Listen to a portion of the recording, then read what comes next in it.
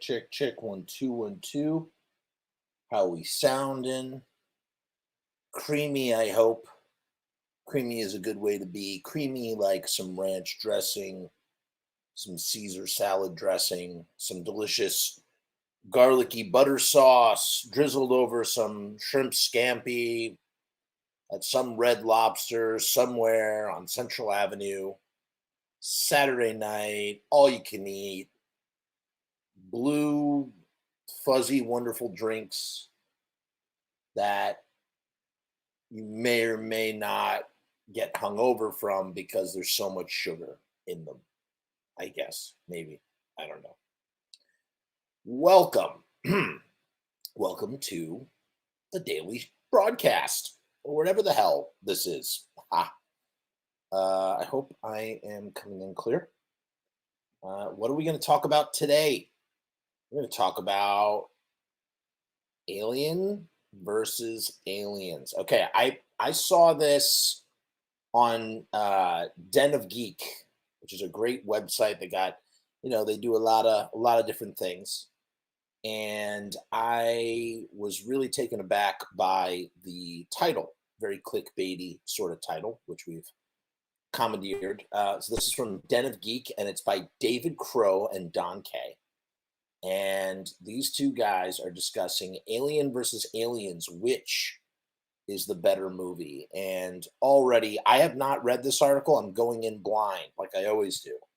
But I have to tell you, I'm just gonna make a prediction right here. I don't know what these guys are gonna say in their article, but for me, right off the bat, this is like comparing apples and oranges. Probably gonna say that a lot as we discuss this. This is apples and oranges. Alien and Aliens are two completely different films that are both brilliant masterpieces in their own right. And it's just funny how both of them star Sigourney Weaver as Ripley. They take place, it's the continuation of the same story, but the tone could not be more different. They're just such different films. Alien, I don't hear this talked about enough. You hear about a lot about the different themes and things that are going on in Alien. But one thing that never gets discussed is that Alien is also kind of like a haunted house movie, in addition to being a slasher with an extraterrestrial in it. In addition for it to Alien being all the different things that it is, it's also a haunted house movie that takes place on a spaceship.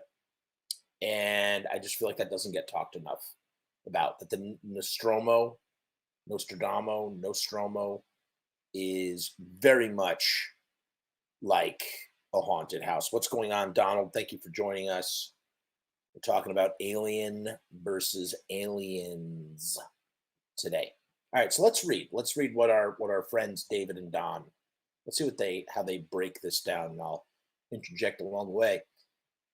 35 years ago, James Cameron's Aliens opened in theaters, stunning audiences and surprising even the most jaded critics.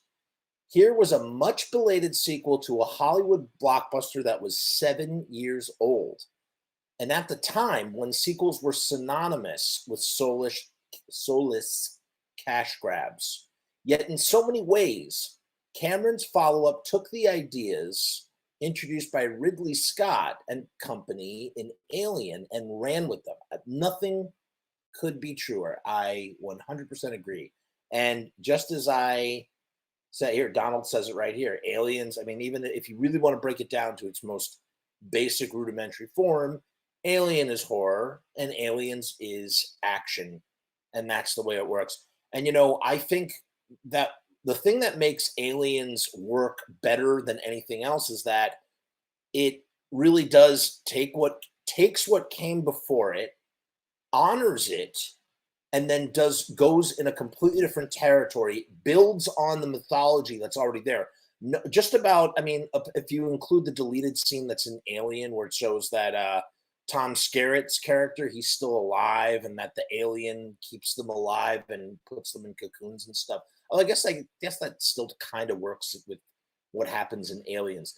Point being that just about everything that happens in Alien, is still valid. It's not like they haven't changed the mythology. They just added to the mythology. They're like, okay, well, where do those who lays those eggs? A friggin' queen alien, this giant queen. Oh, they're like a colony. It just totally turns it turns the whole thing on its head. So it's one of those rare times where a sequel takes doesn't rehash what came before it and explores different different territory with the same subject matter. And you know what else does a great job of that? Friggin' Dawn of the Dead and Night of the Living Dead, right? Like we're like, it's almost like you're just thinking like, where's the best place to go hide out? A mall. Let's make a movie about that. Makes total sense. Same thing. Well, what laid those eggs? A queen. Oh, we got to go back to the planet. Oh, look, queen's taken over. It all works. More than just adding an S in the title, Aliens marked an entire shift in tone and even genre. Rather than horror, we were now in the realm of action.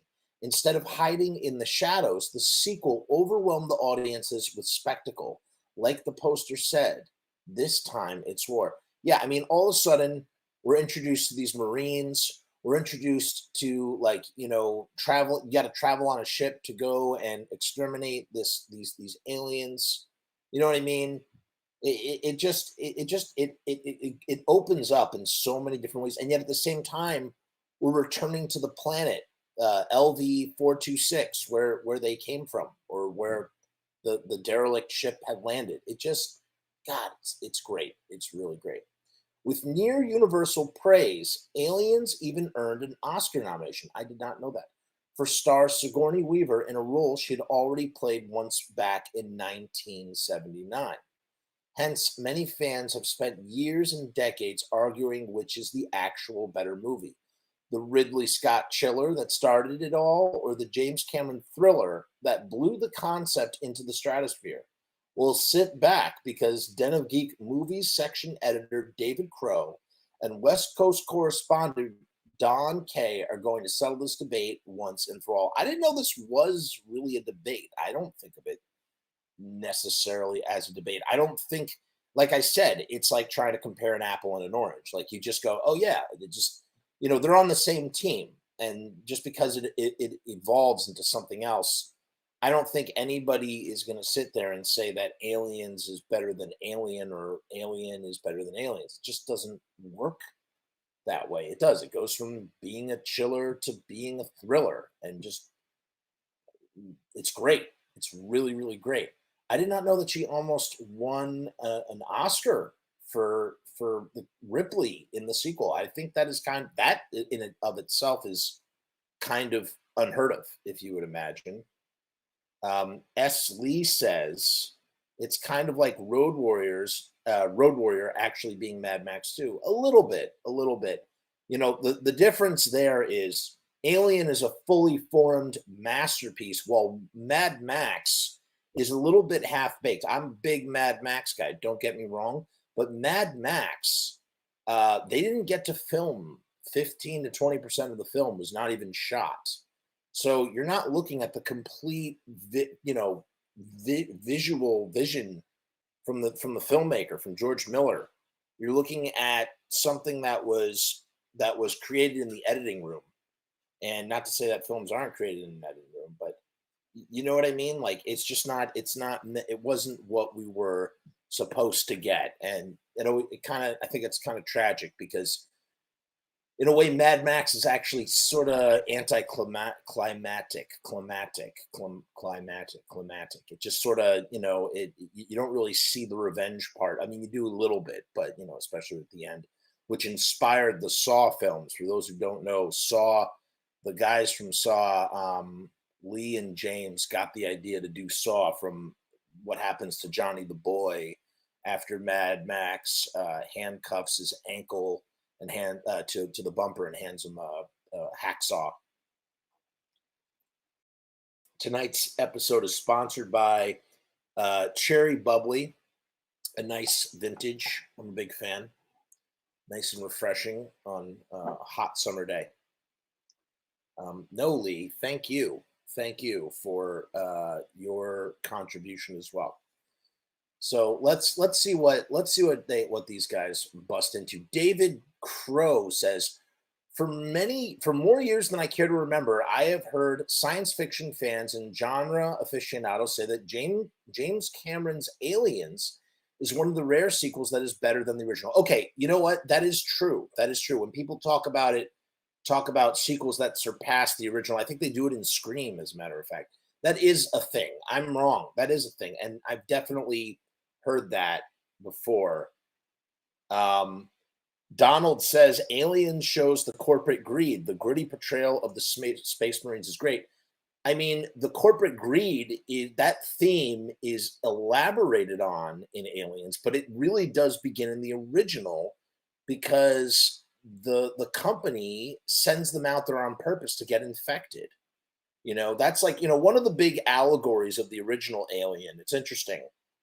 Both films deal with motherhood in completely different ways. The original Alien deals with motherhood by way of force. I don't want to use that RAPE word. You know what I mean? They use, the idea of becoming impregnated against your will and having this thing rip out of your body. And the fact that they call the computer mother, that your mother would allow this to happen to you. I mean, it's just, the crew is expendable and Ash is in on the plot. It's really, we're going to do another video about that separately. That's in addition to everything that's going on in Alien, there's this ginormous twist that just turns the whole movie on its head that you don't get in Aliens. Aliens is pretty much a straightforward film. We know what we pretty much know what the intentions are from the beginning of the film. Alien does this sort of twist reversal where, as it turns out, them coming to the planet was not by mistake at all. The company had them, Wayland, whatever, had them go out there to investigate it, hoping that one of them would be able to bring back a creature intact. And it's revealed that the crew didn't even know that Ash, or it's never stated in the film at least, maybe they did know, it's never stated in the film until we see him go crazy. Ash is a robot. He's an android. They're androids in this future. And it's just a great reveal, and it's a great, betrayal, and it just sort of it adds an extra layer of the movie. This creature, this alien, this star beast is not the only enemy here. It's the company is the enemy. They're fighting so many different forces in that kind of way. And then it's more straightforward with the Paul Reiser character in Aliens, but we know it from the beginning. We know it. That action-heavy cliches are somehow an improvement over probing, immersive horror that lingers in the mind like a waking nightmare. To this day, it is baffling. That's one other thing I want to say real quick about Aliens versus Alien, talking about the mother themes, and then it flips over. Ripley goes from being like kind of forced, it's like kind of like this forced motherhood, whatever thing, this RAPE scenario, to like adopting a small child and becoming a mother. And these two, it culminates in this battle of motherhood. These two mothers are battling for their broods. Ripley's protecting Newt, and the queen is protecting her eggs. And we see, in order for Ripley to even be able to, compete, has to get into the loader, that crazy machine. It's a wonderful action film. It really, really is. It's a, action monster film. But yeah, that it turns the motherhood thing into not like it's more of a positive look at motherhood in the sequel. But it's interesting how they're able to carry that theme, not just corporate greed, but they carry over this mother, this whatever, parental, theme thing going on as well. For all of Alien's undeniable high octane thrills, it lacks a fraction of the existential dread and infinite mystery, which makes Alien one of the best science fiction films ever made. They really do. They don't tell you anything. You go to the derelict ship. You don't know who this space jockey is. You don't know why this ship is here. You don't know. You really don't know anything. You go in. And what's very interesting is, the movie kind of works in three. It has this perfect 3-act structure. And really, there's this whole thing about Ripley is right all along. Don't let them in. Don't open. We must keep them quarantined. We don't know what they could bring onto the ship. And it's Ash that allows them, I believe, to come onto the ship, if I'm not mistaken. Originally engineered by screenwriter Dan O'Bannon, who wrote and directed one of my favorite films of all time, The Return of the Living Dead, as a haunted. There they go. They said it. That's the first time I've ever read that out loud. I first came to that observation the last time I saw it in the movie theater on its 40th anniversary. The Alamo screened Alien, and I also thought it was a haunted house movie in space, directed by Ridley Scott and a legion of collaborators that elevated the concept into something unwaveringly oppressive in its nihilism. That probably including Mr. Geiger there, Geiger. The Nostromo spaceship at the center of the film might be haunted by an alien organism, but so is the film itself. Half of the movie's design was dreamed up by conceptual artists Ron Cobb and Chris Foss, who invoke a grungy, dilapidated vision of our future. It's kind of like the Star Wars future, like the used future sort of aesthetic. Among the stars that still feels real in its sweatiness. And the rest was masterminded by H.R. Geiger, who designed the now iconic alien creature as well as the derelict space jockey ship that the organism's egg is found on. Now they call it a xenomorph in all types of extended universe fiction, but I don't think they ever use that term in the films. You never hear them call it a xenomorph. That's just what they call it, because it takes on the characteristics of its host. You know what I mean? That kind of thing. The intentionally desperate sensibilities creates a genuine culture shock in the film that remains unsettling long after you know what John Hurt's last meal looks like. John Hurt, the brilliant British actor who's no longer with us. He gets the chest burster comes through his chest. In the tradition of H.P. Lovecraft, there is sort of a weird Lovecraftian element to it too, I would say. The film's heroes have ventured into the unknown or forbidden, discovering a beast truly alien in nature and beyond our comprehension. A beast that has acid for blood. To know a fragment of its mystique and a bit about its bizarre life cycle is to be violated, figuratively and literally, as a facehugger shoves itself down your mouth. It is perverse and intentionally unnatural.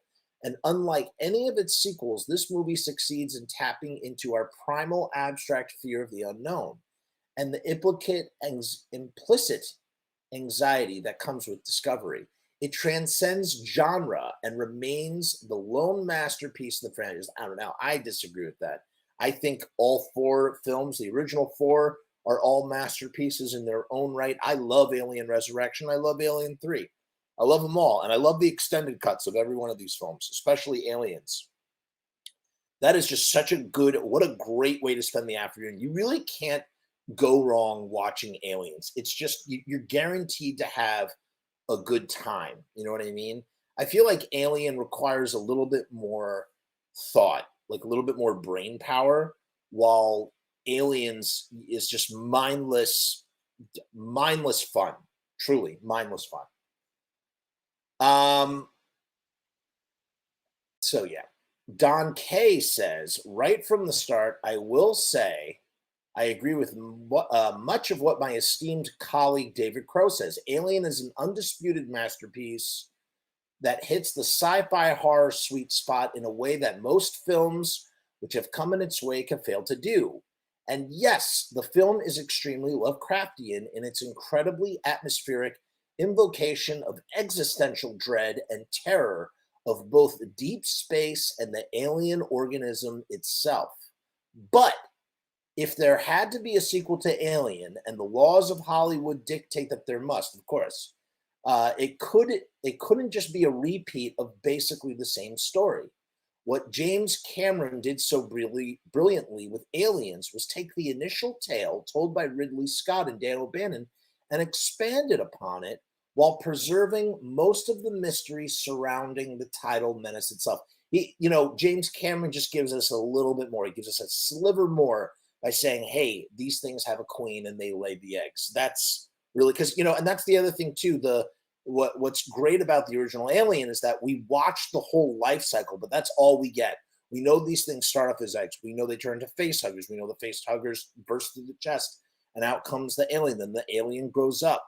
You know what I mean? Like, we see the life cycle. And then James Cameron goes, oh, hey, by the way, that's just a drone.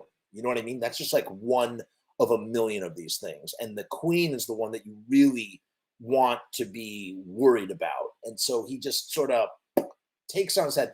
And he does the same thing with Terminator and Terminator 2. Amy is in the house. Hola, Amy. How are you? Hope you are well. He does the same thing with Terminator and Terminator 2, right? They say it right there. As if we scroll down a little bit further. I mean, that's what happens, though. He takes the initial concept of Terminator and then turns it on its head, reverse engineers Terminator into this brilliant thing. Like, okay, now we're going to make Arnold Schwarzenegger the good guy. We're going to introduce a new bad guy that's a more advanced model. I mean, it's brilliant, man. It's great. That's what Cameron is really good at. As a matter of fact, it's what's truly a shame is that they never gave James Cameron his own Star Wars film. Like, give James Cameron Star Wars Episode 8. You know what I mean? Or let James Cameron be the showrunner. He would turn Star Wars on its head if given the chance. I really think so. I really think he would. Not that maybe that's not something that interests him. He's trying to do his thing, still making those Avatar sequels and whatnot. But he would crush it, man. He would crush it. Cameron did formally jump genres from haunted house in space to military sci-fi, but he retained enough of the brooding horror of the original to make it not just a worthy successor, but a fuller, more epic film in many ways. He did much the same with his own, there you go, Terminator, making a far superior sequel in Terminator 2 Judgment Day, which is surely a debate for another day. Although I would argue, I think that first Terminator film is just that's a masterpiece in and of itself. I don't think it's fair that people say that Terminator 2 is the superior film. It's not. They're in the same way that Alien and Aliens go together. They're like perfectly complement each other. One is much more contained and one sort of makes the world explode. Crypta is saying, why are you making me choose? And no one's making you choose. I'm not picking a movie myself. I'm saying that it's apples and oranges. It's two completely different things here. You can't pick one over the other. They complement each other. I know that neither film, neither Terminator film or Alien film is a duology, but if they were, Terminator 1 and Terminator 2 and Alien and Aliens are perfect duology sort of films in a way. They bookend, Alien and Aliens bookend each other perfectly with those themes that we were talking about of, motherhood. You know what I mean? It's a great contrast in the same way that Terminator does something similar. We're going to make the bad guy the good guy now. It's great. In Aliens, Cameron expands the mythology just enough to give us more tantalizing details about the xenomorph without over-explaining it or shredding the mystery around the species entirely. Ironically, it would be Ridley Scott himself who did that in the awful Prometheus and Alien Covenant years later. And I have to agree, I'm not a big fan of either one of those films. I saw them each one time in the theater, and I just thought, man, what a wasted opportunity. Just give us more alien stuff. We don't need this Prometheus nonsense. And yeah, Alien Covenant just missed entirely. Alien Covenant could have been so many things, and instead it just rehashes so much of what came before, which bums me out. He also expands wonderfully upon the character of Ripley. 100% agree.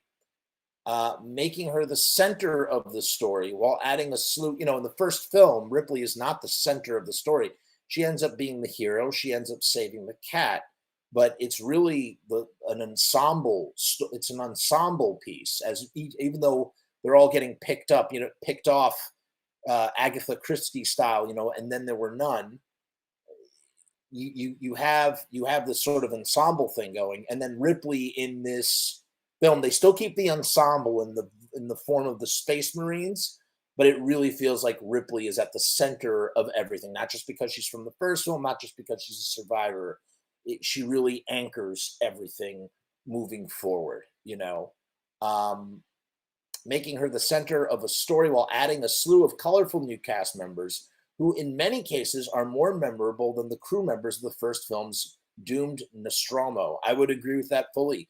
People don't really think about people forget that Harry Dean Stanton is in Alien sometimes, you know what I mean? Like, it's not, or the fact that John Hurt is the guy who gets the alien bursting out of his chest. Everybody remembers Hudson. Everybody remembers, Jesus, what's the name of Michael Bihn's character? Survives to the end. Hicks. Everybody remembers Hicks. You know, everybody remembers the chick, tough chick, who's also in Terminator 2. Ramirez, I think her name is, maybe. They are more memorable, I would agree. While both films are genuine classics, in the end, Aliens has held up over the years as the more satisfying experience. Totally disagree. And, you know, there's never going to be a time where I watch Aliens and just call it a day. I'm going to start with Alien, and then I'm going to watch Aliens, and then I'm going to watch Alien 3, and then I'm going to watch Alien Resurrection. You got to watch them all in a row. For me, it's one big story, I guess. I hate to say it, you know, like, I can't just stop, you know, and every installment feels like a legitimate, you know, the legitimate continuation of what happens to Ridley. You know what I mean? Ripley is what I meant. Thank you. I'm glad you appreciate the review, and enjoy your dinner. And I appreciate you coming in to hit the like. We got Chris in the house. He says, "Evening all. Easy Q answered. It's Alien."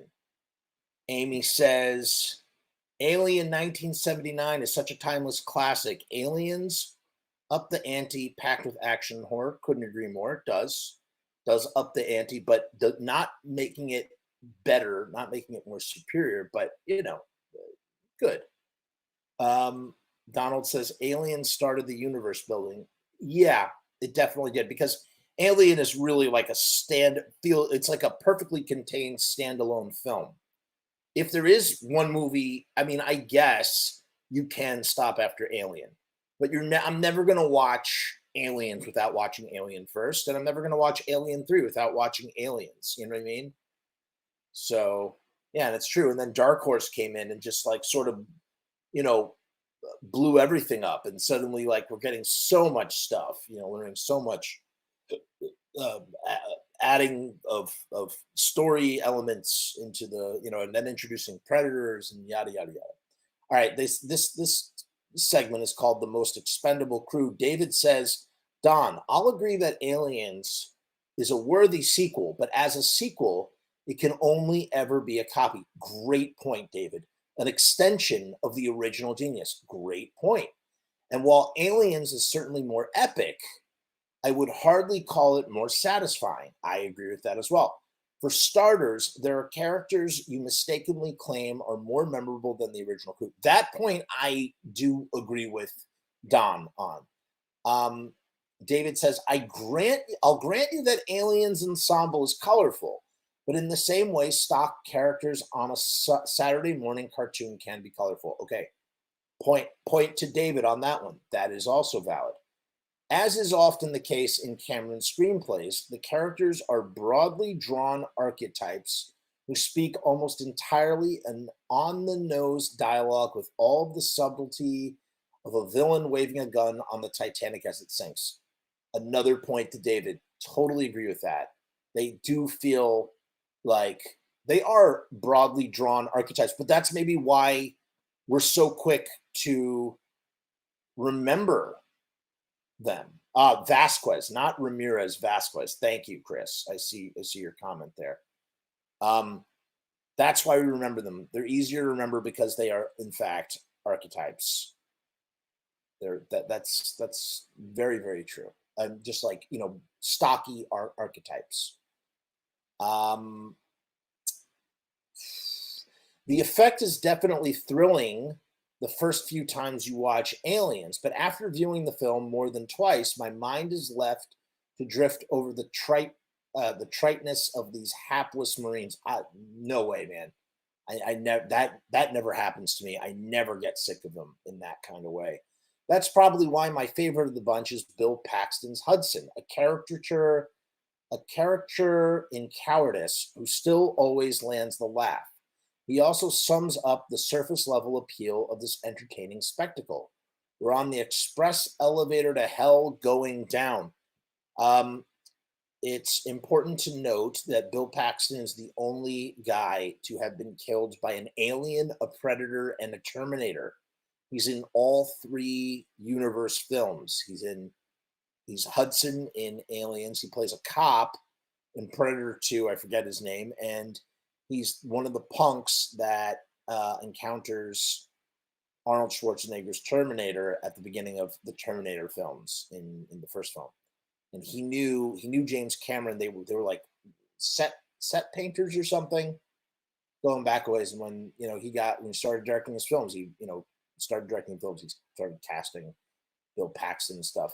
Conversely, the cast of characters in Alien feel painfully real. Okay, yes, okay, fine, yeah.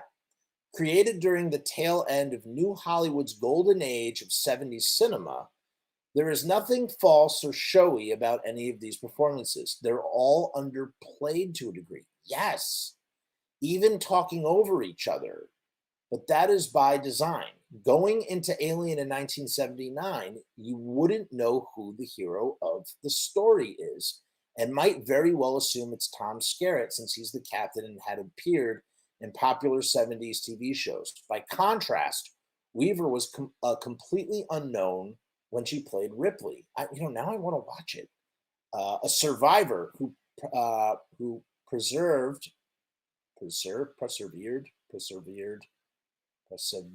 Sorry, I suck. Before Final Girls became a convention unto themselves. Yeah, she is kind of the first. She's one of the first final girls. You know who else is? There's two others that I think are important to note from the 80s and the 60s. You have Barbara from Night of the Living Dead, who many sort of have written off as kind of like, a scaredy cat. She like kind of falls apart. But when in reality, she's a woman suffering from PTSD from the trauma of seeing her brother murdered, and then manages to muster up enough, courage at the end to sacrifice herself to save her fellow female survivor in Helen Cooper, and it's all for nothing in the end. But there's a strength there that doesn't get talked about enough. Then you have Ripley, obviously. And then in the 80s, you have Sarah, played by Laurie Cadill in Day of the Dead. She is also sort of not a final girl, but she's like a strong, feminine, heroine, kick-ass chick. Same thing with Galen Ross, who plays Francine in Dawn of the Dead. There's these strong female characters, but it's really Ripley who sort of rules the roost in this and takes the cake. Thank you, Amy. Amy has provided. Bill Paxton's character is Jerry Lambert in Predator 2. Thank you. Much appreciated. And I think that's wonderful that Donald has named his white cat Paxton.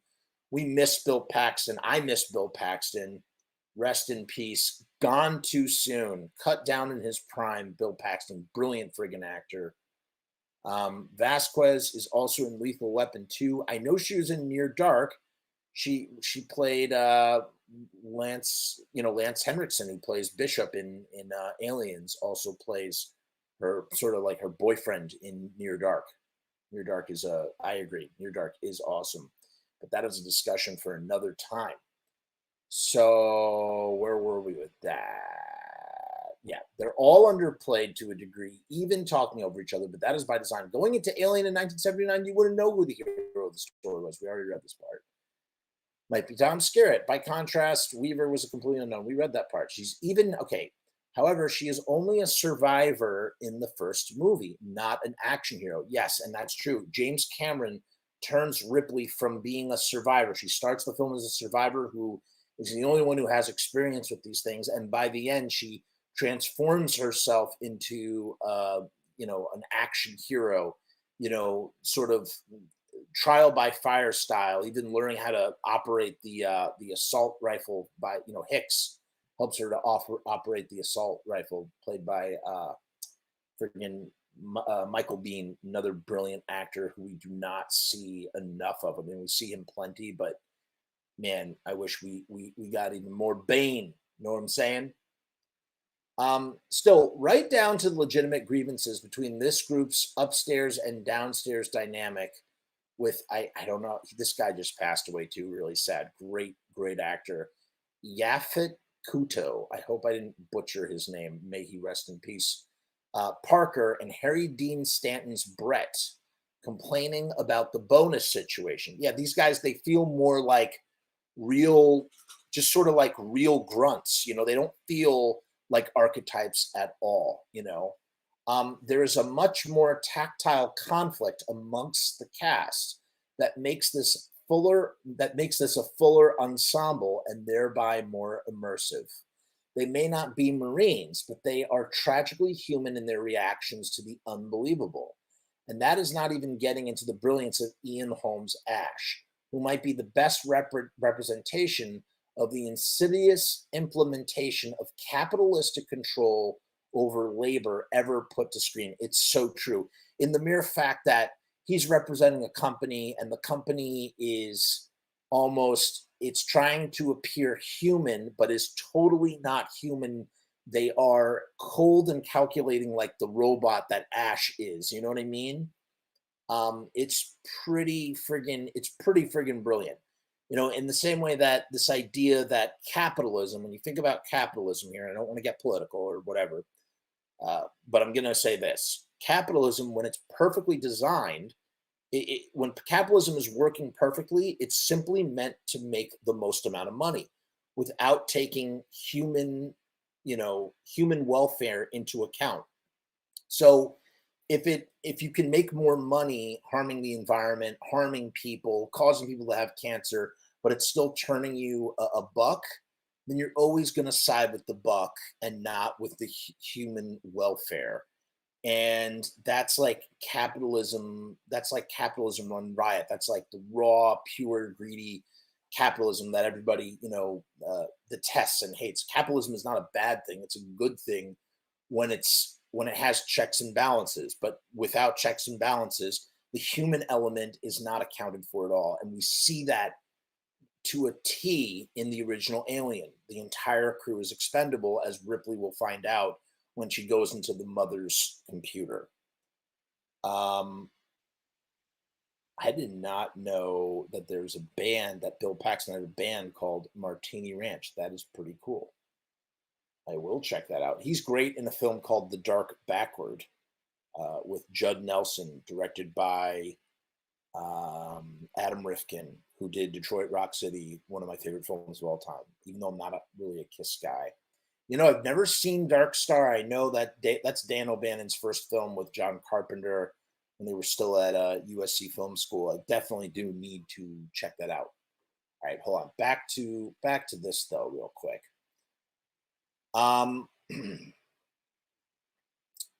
Right. So Holmes Ash, who might be the best representation of the insidious implementation of capitalistic control over labor ever put to screen. The traitor in these blue collars ranks is an honest to God robot who's literally there to divide them for conquest and the company's bottom line. I mean, it's brutal, man. it's really a brutal situation. They're deep in space.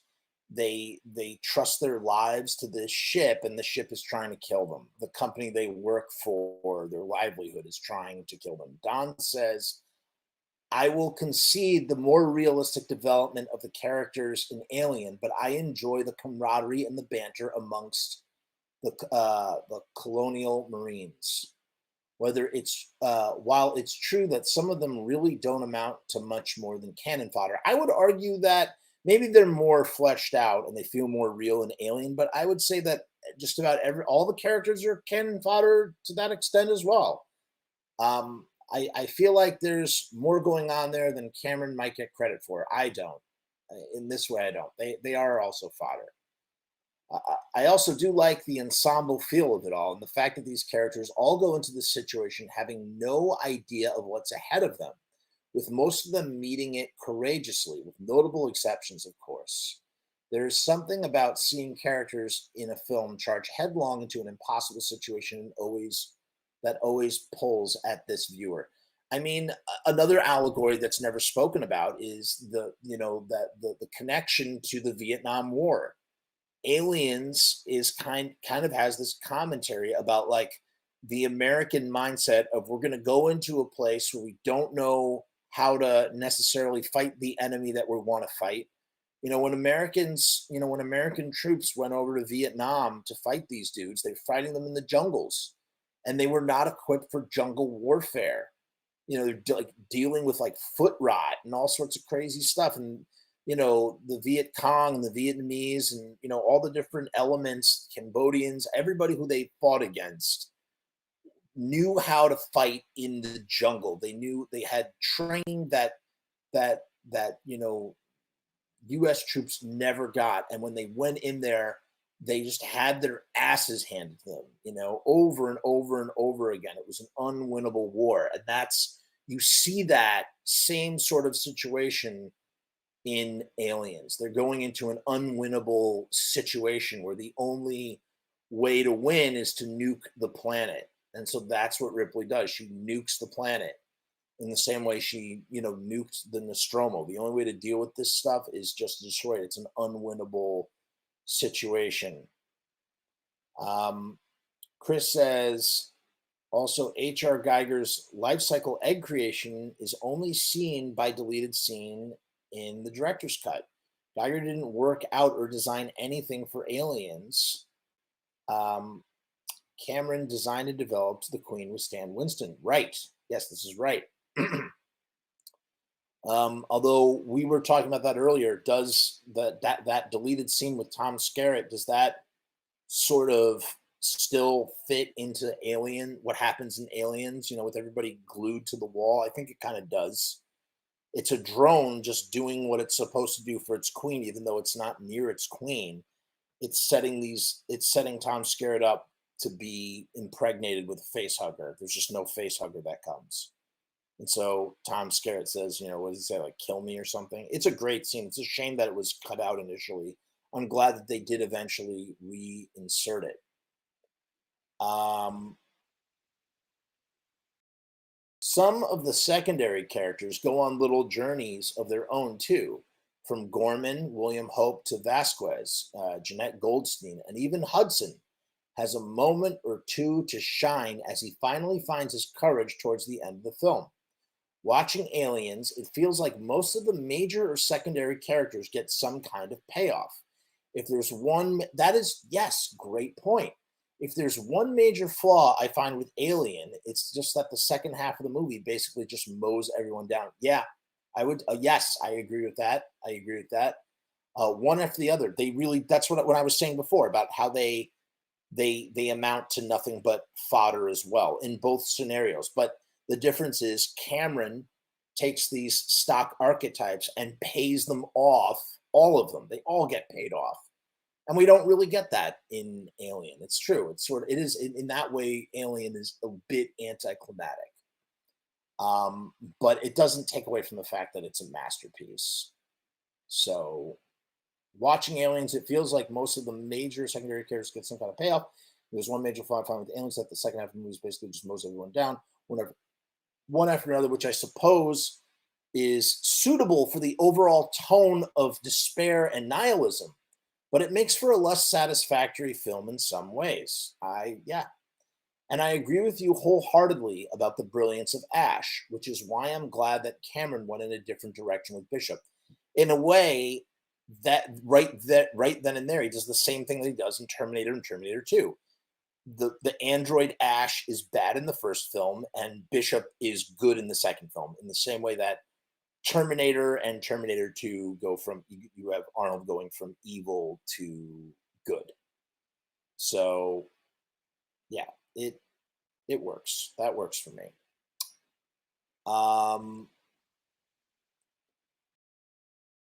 And I agree with you wholeheartedly about the brilliance of Ash, which is why I'm glad that Cameron went in a different direction with Bishop, played by Lance Henriksen. The character is just ambiguous enough to keep one guessing throughout the film whether he is true to his word that he cannot harm humans or whether it's all an act. A nice twist on the evolution of Ash in the first film. I didn't think about that part, though. That's right, because Ripley is very, very skeptical and very untrusting of Bishop in this film. And as it turns out, he ends up being a really good dude. And in a way, he's more human than the humans themselves in certain aspects. The more perfect organism. David says, you are right, Don. Vasquez is a wonderfully badass character, and so are most of the aliens' troop. In fact, it is hard to overlook just how badass Weaver's Ripley became in the film, beginning as a woman suffering from trauma and ending with a cinematic embodiment of mama bear ferocity. Get away from her, you bitch. One of the just phenomenal, one of the best cinematic lines out there, right? Had to be why Weaver got an Oscar nomination for an action. It's not only is it an action movie sequel, but it's also like a horror sci-fi action film. You know, you don't, I mean, that's really not Oscar material, generally speaking. But, you know, who cares about the Oscars? They don't know anything. Sometimes movies that win the Oscars just baffle me, while other times you have performances that are completely overlooked, like Willem Dafoe in Shadow of the Vampire playing Max Schreck as an actual Nosferatu vampire. Why that wasn't nominated for an Oscar and why did that didn't win the Oscar, I will never understand. It's really, really, really sad to me, I think. Yet for all the quotables like that, as well as those of the aforementioned poor doomed Hudson and precocious Newt, they come at night, mostly. I much prefer the messiness of Alien. Veronica Cartwright's Lambert simply shutting down as the alien tears Parker apart before inevitably coming back for her. Skerritt's Dallas meekly resigning himself to his fate as he reluctantly goes into the vents. And of course, Ripley, who shows cool cunning and irresistible command when under pressure. It is true. She sort of like rises to the challenge as this whole, situation is turning into a disaster. But whose only act of heroism, to talk about Ripley and when rising to the command under pressure, her only act of heroism is the quirk of going back into a deteriorating spaceship for a cat, which is the basis of the whole philosophy of Save the Cat, which is the idea that you make your character do something really good in order for the audience to like them. In this case, save an animal would be a great way to show us that this character is, a good person, even if they're doing so if you see a character that's doing stuff that's like really bad or like really morally bankrupt or whatever, but then they do something like save an animal, that they're not all bad. It's like to tell you something about the character. And so, and it lends a lot to the idea of my favorite Save the Cat query is Reanimator and Herbert West, and does he save the cat? And if you've never seen Reanimator, I highly suggest you do. Super, super good thing to see. Super good film to see. Donald says Ash's gurgling head on the table was fucked up. And as you know, he has white blood, and the white blood looks a lot like nut, right? It just looks like a nut. And that represents, you know, sort of another aspect of the sexual politics of a film like Alien, or I should say, the sexual violence of Alien. But if we're discussing characters, I think we're both glossing over a big one. The alien itself, or the xenomorph. You fairly dinged Scott for offering unsatisfying explanations for his and Geiger's nightmares in the prequels. But Cameron did it first in Aliens. It's so true. It's such a simple thing to explain. You know, Ridley Scott tries to give us this whole big explanation with, you know, these world building engineers and Prometheus and yada, yada, yada. When in reality, all you got to do is just say, where do the eggs come from? They come from a queen. There's a queen. End of story. You don't need anything else. Don't give us any other explanation than that. And we're done. You know what I mean?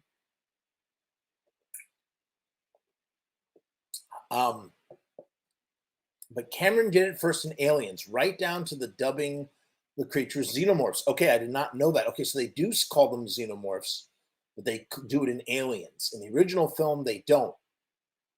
In the first film, it's really unknowable how intelligent the Star Beast is. Is the creature just a feral animal hunting characters on instinct, or is it a dispassionate predator who understands its prey and their inadequate technology? I mean, I think we know that answer already, because we go and we see the space jockey has a hole in its chest from a face hugger pushing its way out of, you know, whatever chest burster coming out of it. And we see these eggs. It looks like an infestation. It doesn't look like they came from that ship in the first place in that kind of way. I mean, they leave so much unsaid. Oh, this is cool. Just how intelligent is the alien? I'm going to save that for another day as well, because that's an interesting thing to look at. If you're just joining us, by the way, please make sure to like, subscribe, leave a comment. Please make sure you're subscribed to the channel. Check out our memberships. We now have memberships available on the YouTube space. It's a great way to get involved if you're not interested in doing Patreon. It is really unknowable how intelligent the Star Beast is. We'll take a look at that another day. And is it a feral animal, or is it something that understands its prey? And what exactly are its designs for its victims who vanish without a trace, at least in the theatrical cut? We know what happens in the director's cut because we find Dallas strewn up. And I think it was a real disservice to the film to not leave that in, because it is kind of like, you are kind of like wondering, like, just rips. I mean, I guess it's assumed that the alien just sort of eats its victims. Cameron literally turns them into insects and aliens. It's so true, man. They go from having an insect-like metamorphosis, but still feel very much like aliens, like an alien sort of entity in the first film. You know, they feel way more Lovecraftian. But in the second film, they just feel like bugs. You know, it's kind of like it's Starship Troopers before Starship Troopers, you know. Repeatedly calling the Marines' mission a bug hunt, which always makes me think also of Starship Troopers. The unstoppable creature in the first movie turns out to simply be a drone, a literal worker bee or an ant in a colony of xenomorphs with a single queen and countless simple-minded minions. Scott and Geiger's alien is almost godlike, or perhaps demonic, given its sexual undertones, and is described as the perfect organism. Aliens removes that mystique, turning the monster into a giant cockroach that can be mowed down in large numbers if you have big enough guns. And I'm perfectly okay with that. That's a great example of reversing something, turning it on its head, and taking us in a fresh direction. Doesn't muddle, like I said, doesn't muddle with anything that we see in Alien, but then adds all that stuff and ends up changing what that xenomorph is, while still keeping all the mythology from the first film. It's great. Don says, I have to say, I like Ripley's evolution in Aliens, and even more so in the director's cut, where with information about her having a daughter gives a whole other layer, because she's frozen for like 57 years and she doesn't get to see her daughter grow up. Having her daughter gives a whole other layer to her quest to save Newt in the film. This is why I only like watching the director's cut, because it really does. It does add urgency to her quest in motherhood, in surrogate motherhood. But to be fair, I suppose we're talking about the original theatrical cuts.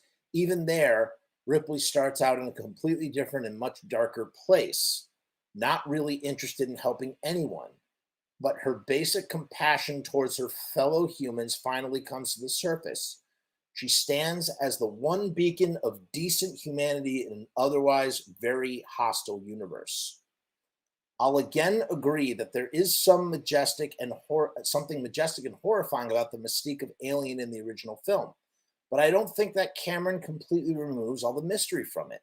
Those eggs did have to come from somewhere after all. Why not a queen? And even if we see the species as more of a hive culture, it doesn't take away from their predatory nature or what appears to be their exceptional intelligence. And it still leaves the ultimate nature and purpose of the aliens unexplained. Meeting the Queen and aliens doesn't necessarily undercut the fact that we still don't know at the end of the film what their agenda is, nor should we.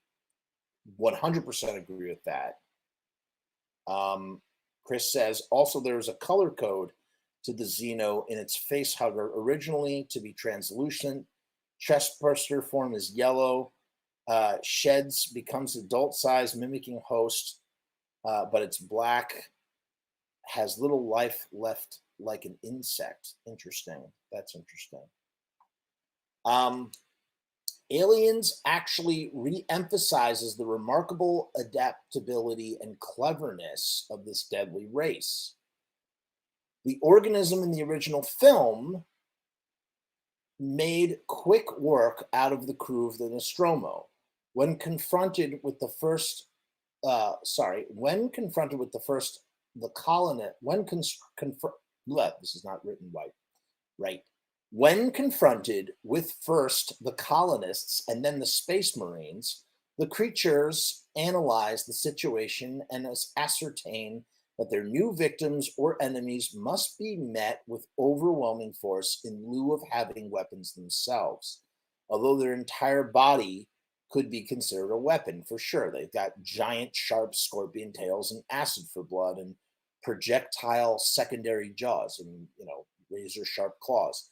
They are predators and part of a hive culture, but they think, they strategize. That gives them a different spin for sure. But kind of like Alien, they're extraterrestrial velociraptors. But one, it gives them a different spin for sure, but one that is just as terrifying as the godlike creature in Alien. The best of the Alien franchise. David says, I respect that. And for the type of movie that Cameron wanted to make, it worked perfectly. There is little argument that Cameron pinpointed the likely best way to expand and conclude the story. After all, and it does conclude in Aliens as a two-film story, a duology, if you will. And had they never made another film, it would have been fine, just those two films. It just would have been perfect, a perfect double feature. You know what I mean? After all, the mystery of the creature's gruesome life cycle is lost after the first film. David Fincher attempted to return to Scott's aesthetic with Alien 3 to dire results. It goes back to just having one alien as the enemy against an unarmed prison colony.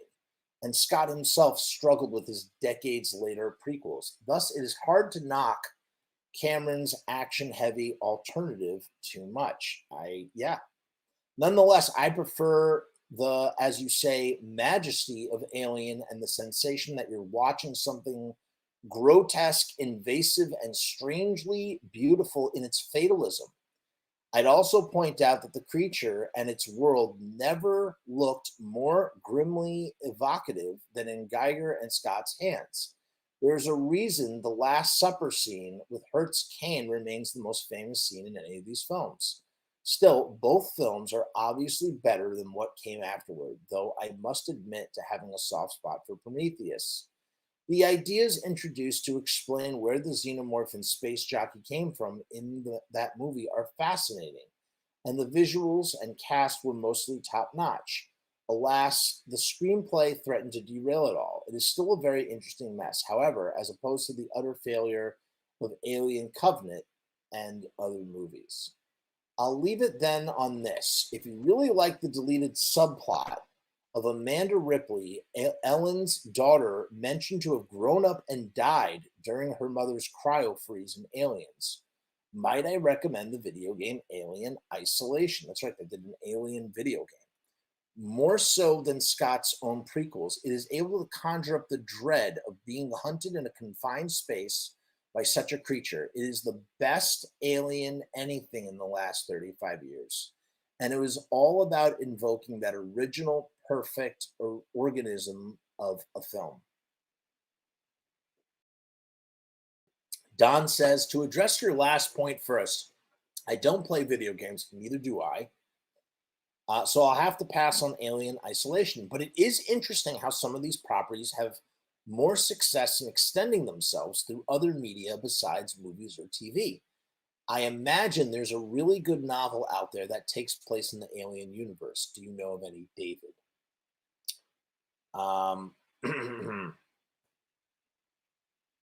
Too bad the cat wasn't a flirkin. What is a flirkin? I have never heard this word before.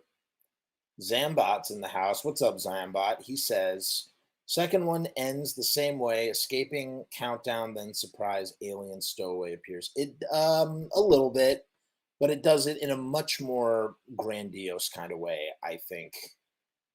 You know, the first two are perfection. You know, three does have some rough edges. Four, a lot of people don't like four. I think four is so good. Really, really enjoy four.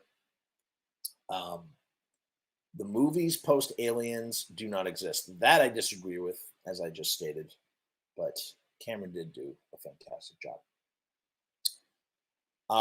I think we've come around to where we started, in that we both recognize the inherent high quality of what Scott and Cameron achieved with these two films. And I do think that Aliens did conclude this story just as Terminator 2 ended the story as well. And, you know, that is to say, even though people love Alien 3 and Alien 4, there has not been a movie that is so revered as Aliens was, in the way that I guess you could kind of say that the franchise truly does fully wrap up with Aliens in 1986, in the same way that Terminator 2 sort of wraps up the Terminator saga, even though we got 4 more sequels that never, ever, ever seem to land, no matter how much we want them to.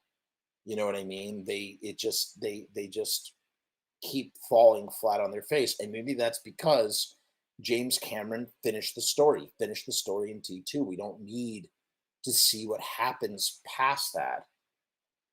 Terminator 2 ended the story as well, and Cameron's elegant endings only point out just how difficult it was for later filmmakers to try and continue, both in various failed sequels. For the record, I was so excited about Prometheus initially, and then there were some fascinating ideas contained in that film, but the execution of them was a major letdown. It sure was. My last argument would be that Alien is a concept-driven film and Aliens is a character-driven film, as we said earlier, making it truly Ripley's story. The emotional payoff of Ripley's journey in Aliens makes that the more enjoyable of the two movies for me in the long run. But there's no question that no movie I can think of offhand, not even Cameron's masterful sequel, quite captures the ice-cold existential horror of Alien. While we may differ on which of the two films is better, I think we can probably agree that Alien may accidentally be the best H.P. Lovecraft film ever made. Chris says, originally the alien Xeno was to be graceful in movement, aka a ballerina mime. And it was played by this African fellow, super tall, skinny dude who was, I don't think he was a stuntman. I'm not sure he was an actor. Sydney says, what's up, man? Do you have the graphic novel of Alien released in 1980 through the Heavy Metal zine? It is so good. I'm not familiar with that. I will definitely look into it, though. Sounds pretty cool. Donald concurs that the graphic novel is awesome. That's great.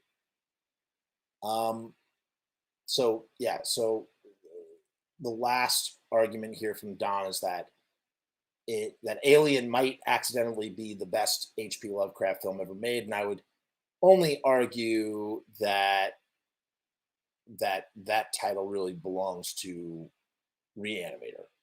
Editor's note: David does not know of any good Alien novels, but is aware the Scott film is better than any official Lovecraft adaptation. I've not read any Alien novels myself, so I don't really know if there are any good ones, but there are for sure some great comic books. There's even a great crossover comic book. It's Alien versus Predator versus Terminator. It's a really fun story, and it does have Ripley in it. It's pretty cool.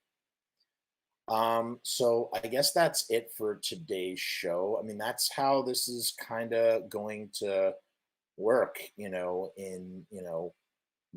if everything goes according to plan, is that we're going to just do topics like this in addition to everything else that we do on a daily basis and try to keep it to around an hour and then be out. So if you enjoyed this, please make sure to like, share, subscribe. Check out the memberships that we're now offering on YouTube. And if that's not your bag, check out the Patreon. I'll leave you with this. Hey guys, what's going on? It's Jeff. So I've decided to make a Patreon. What is Patreon? I don't know how to define a Patreon. Let me look it up.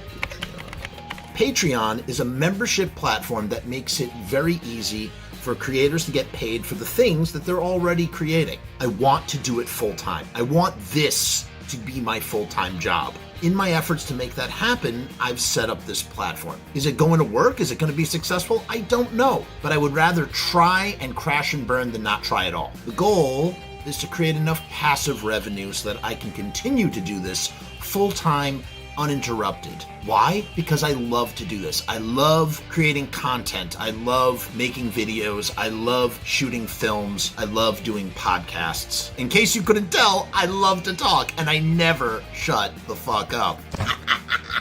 So right now I've kept the Patreon incredibly simple. There's 2 tiers, and that may change in the future. The Murdergram is a simple way to extend support for all of the hours and hours of free content on the channel for nothing more than $1.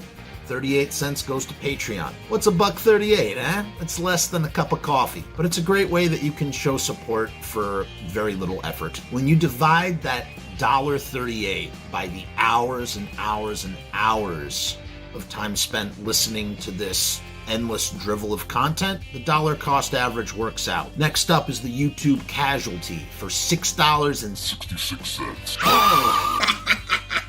The YouTube Casualty is loaded to the gills. Enjoy the archive ad-free, as well as ad-free early access to special docu-style podcast videos, music reaction commentaries, and the like, a month before they drop on YouTube, loaded with ads, I might add. You're also going to get exclusive content and behind-the-scenes content that is not available on YouTube or anywhere else. So you get to peek behind the veil. And believe me, there's a couple of choice pieces. Most of all, more than anything, whether you join the Patreon or not, I just want to thank each and every one of you that comes to the channel, that watches all the shows, that leaves comments, that participates, that subscribes. That's really the most important thing. This is just trying to find a way to earn a living as an artist. And with that, thank you for my TED Talk. Join the Patreon, because we need you! 66 cents.